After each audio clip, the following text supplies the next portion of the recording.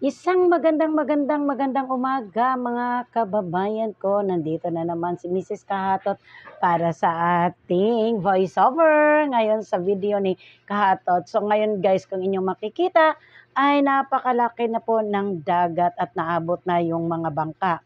So kaya ito magkaroon ng bayanihan, yung aming maliit na bangka, yung kulay green na yan, siyang una nilang bubuhatin. So inyo po makikita guys, busy ang lahat dahil sobrang laki nga ng alon. At yan, binuhat na nga nila ang bangka at muntikan pang sumaya na yan. Kasi nga may tubig dyan. So, iaangat nila yan guys dahil sobrang na. At bagyo nga pala dito sa amin. Hagip ng bagyo. Pero ang nagpapalakas ay ang habagat. So, ayan, inayos ni Kahatot yung bangka. At yan ay iaangat dito sa may unahan ng aming bakod. Hey, oh! Tarte! Ay, isbog pa na nga re. Ay, ano sa tubig, oh?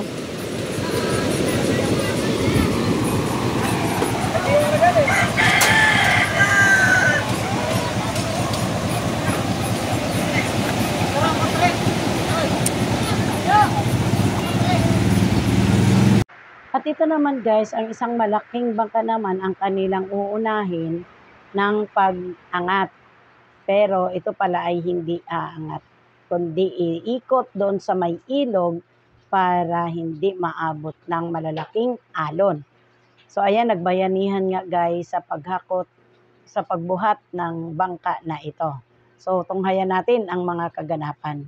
Ipasok na. Sa igbaw, sa igbaw. Naibuho, oh, naibuho. May buho.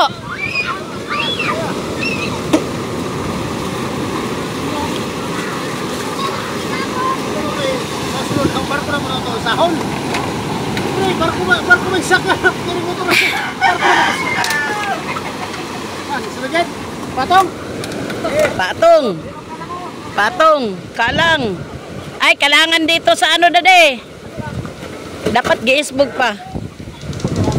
Dapat kalangan dire ah. Yan, yung kahoy na yan, ipatong. Dire adek sa ilawom. Sa may ano. Ikalang dire ana oh. Paibutan sa ilawom. Kaya delikado ning ano. Dire ah, sa may ano dulong, sa dulong dade. Dili na kaigo na oh. Kinang dire agani sa ano oh. Oh, yan na, wag na. Wag yan, Dek, Dan. Delikado yan, Dan. Makabutas yan. Tanggalin mo yan. Kabutas yan dyan. Ay, naku, tanggalin mo na yan dyan, Dan. Tanggalin mo na. Ibutan na dito, banda, oh. Uy, sige pa. Dito gani, oh, sa daplin.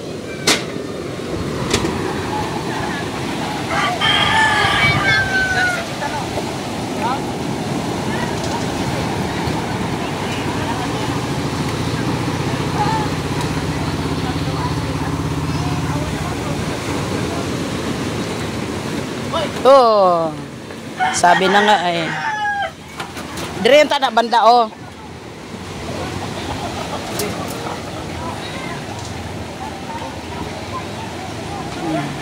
Pero lagyan pa rin ng ano. Lagyan pa rin ng. Oh, yun pa oh.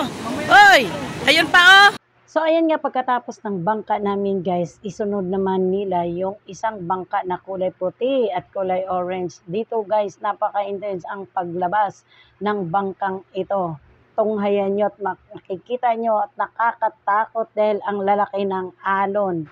So ayan, dahil nga ang lalaki ng alon dito dahil sa sobrang lakas ng hangin at habagat.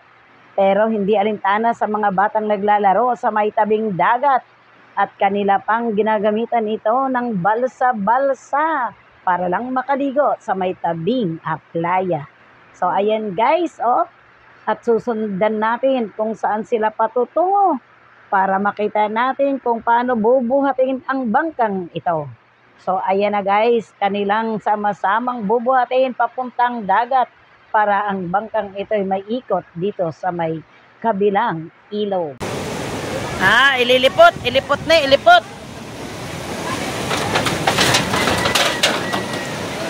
Ilipot, ilipot.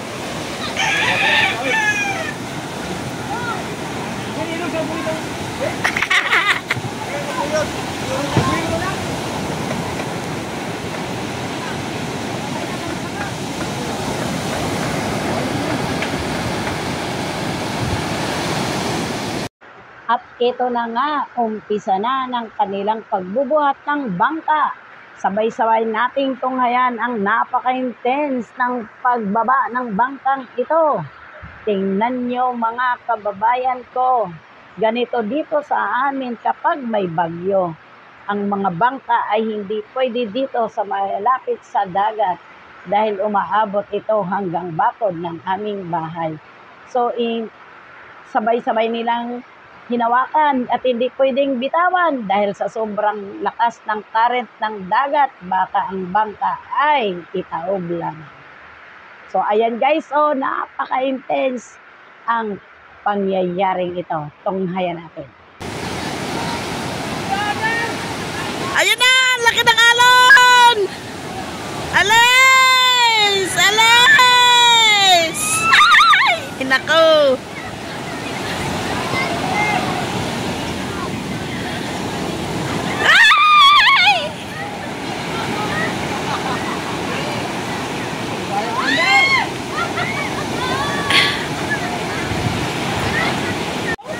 Visit na yan.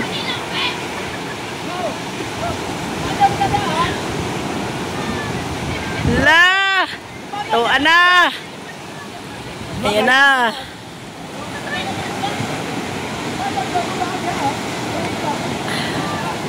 Ayan, lumakap.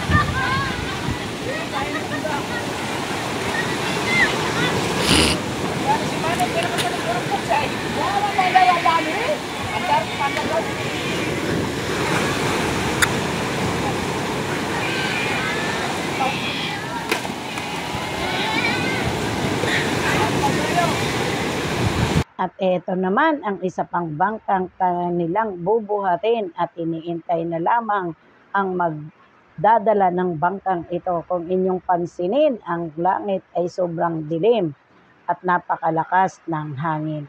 Ito nga pala ang bahay ng aming casa at bahay namin. Ito rin naman ang puno ng mga kawayan na siyang pampaharang sa mga alon dito sa may dalampasigan.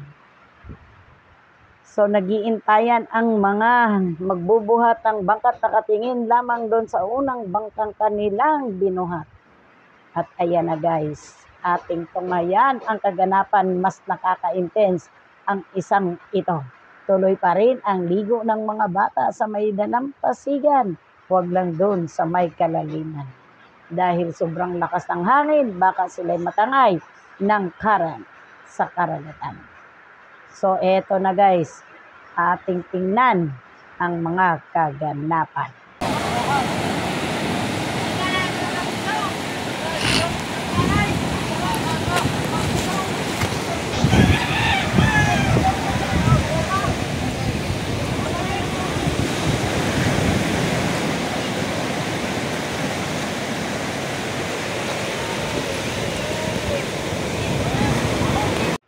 Okay, gandang pagmasdan kung ang mga kababayan ay nagbabayanihan, tulong-tulong at nagkakaisa upang ang mga bangkang kanilang sasagipin ay maging maayos at maganda.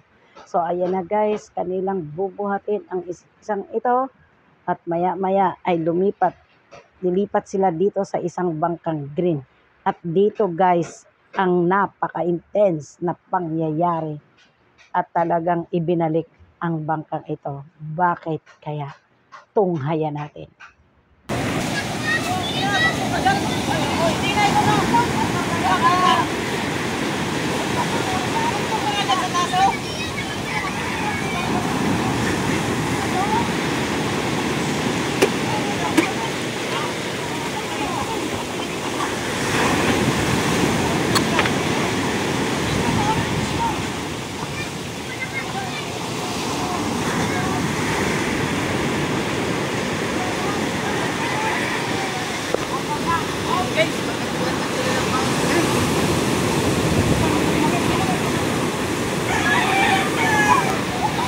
Naka-GoPro yun na.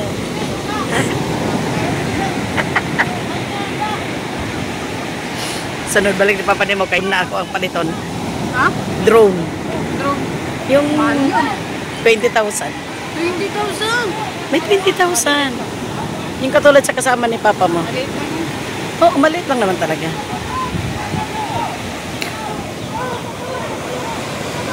Sino magdadala niyan? Sino magdadala niyan, ma? Na yan! Maiso mo! Guys!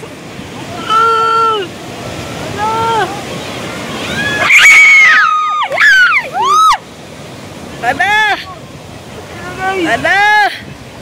Tuwa na guys! So ito na nga guys, natapwakan na sa bawod ang dako nga bangka, kaya wala man din nila maikot ang unahan sa bangka na dapat siyang mauna para siya yung sa tawag ni Ani kana ang musayaw sa bawod kung tawagon sa Kabisayaan. Ayan guys. So talagang hindi na naandaran ang ng makina dahil nabasa na ng dagat o tubig yung bangka at yung makina.